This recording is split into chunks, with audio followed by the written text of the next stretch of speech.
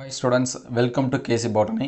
நாம் இந்த வீடியோவில் 12th ஸ்டாண்டர்ட் பாட்டனி அதாவது பியூர் சயின்ஸ் ஸ்டூடெண்ட்ஸ்க்கான பாட்டனிக்கான 1 மார்க்ஸ்க்கான ஆன்சர்ஸ்க்கு தான் பார்க்க போகிறோம். புக் பேக்கில் இருக்கக்கூடியது. ஸோ சுவாலஜியை பொறுத்த வரைக்கும் பார்த்தீங்கன்னா புக் பேக்கில் ஆன்சர்ஸ் வந்து போல்ட் லெட்டரில் வந்து போட்டு கொடுத்துருப்பாங்க. அதுதான் நமக்கான ஃபைனல் ஆன்சர்ஸு. ஸோ பாட்னியில் ஆன்சர்ஸ் அந்த மாதிரி இருக்காது. ஸோ இந்த ஆன்சர்ஸை நீங்கள் வந்து என்ன பண்ணி வச்சுங்க, மார்க் பண்ணி வச்சுங்க. சாப்டர் 1 பார்ப்போம்.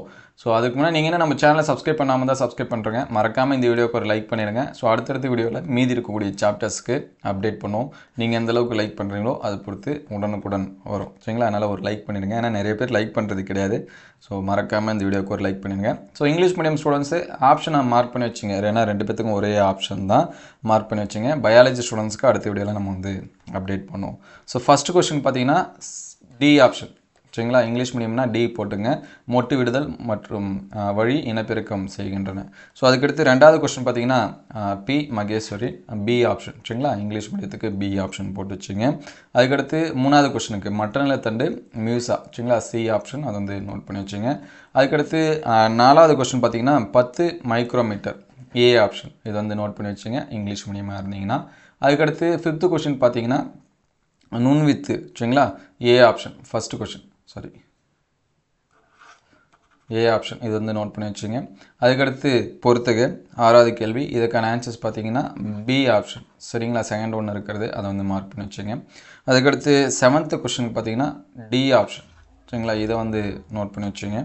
அதுக்கடுத்து எயித்து கொஸ்டின். ஸோ இதற்கான ஆன்சர்ஸ் வந்து பார்த்தீங்கன்னா சி ஆப்ஷன். சரிங்களா? அதாவது மூணாவது ஆப்ஷனு, அதை வந்து நோட் பண்ணி வச்சுங்க. அதுக்கடுத்து நைன்த்து கொஸ்டின்.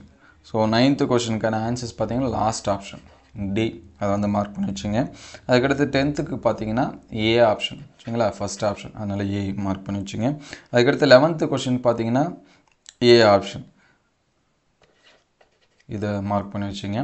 அதுக்கடுத்து 12th 12வது கொஸ்டின்ஸ்க்கு பார்த்தீங்கன்னா பி ஆப்ஷன், கருப்பை எம்ப்ரியோ அப்படின்னு சொல்லிட்டு இருக்கோம், அதை வந்து நோட் பண்ணி வச்சுங்க, எம்ப்ரியோ சாக். அதுக்கடுத்து 13வது கொஸ்டின் பார்த்தீங்கன்னா சி ஆப்ஷன், அதை வந்து நோட் பண்ணி வச்சுங்க.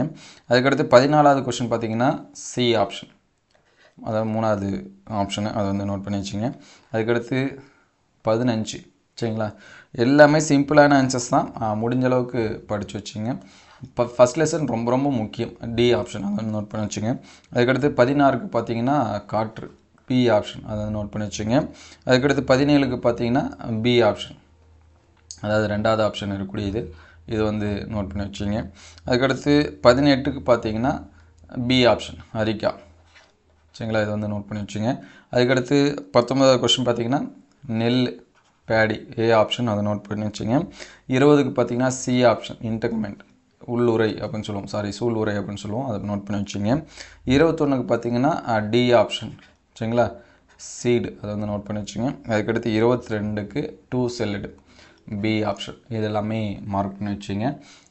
இந்த ஆன்சர்ஸ் எந்தளவு ஹெல்ப்ஃபுல்லாக இருக்குது அப்படின்னு சொல்லிட்டு கமெண்ட் பண்ணுங்கள். ஸோ நெக்ஸ்ட் வீடியோவில் சாப்டர் 1க்கான ஆன்லைன் டெஸ்ட்டு, சரிங்களா, ஆன்லைன் குயிஸ் வந்து கண்டக்ட் பண்ணலான்னு இருக்கோம்.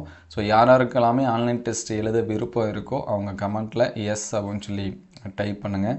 ஸோ எவ்வளோ ஸ்டூடெண்ட்ஸ் வந்து கமெண்ட் பண்ணுறீங்களோ அதுக்கேற்ற மாதிரி தான் நம்ம கொஷின்ஸ் வந்து ரெடி பண்ணலாம். ஏன்னா நிறையா ஸ்டூடெண்ட்ஸ் 1 or 2 நிறைய பேர் வந்து சொல்கிறாங்க, ஆனால் எக்ஸாம் கண்டக்ட் பண்ணும்போது யாரும் வரது கிடையாது.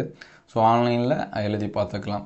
நிறைய பேர் ஃபஸ்ட் லெசன்ஸ் வந்து கம்ப்ளீட் பண்ணியிருக்கலாம். ஸோ முடிக்காத ஸ்டூடெண்ட்ஸு புக் பேக்கு ஃபஸ்ட்டு நல்லா படிச்சிங்க. ஒன்லி புக் பேக் மட்டும் ஃபஸ்ட்டு கண்டக்ட் பண்ணுவோம். Next book back with interior. சரிங்களா? ஒரு மினிமம் 15 to 20 கொஷின்ஸ் இந்த மாதிரி கண்டக்ட் பண்ணுவோம்.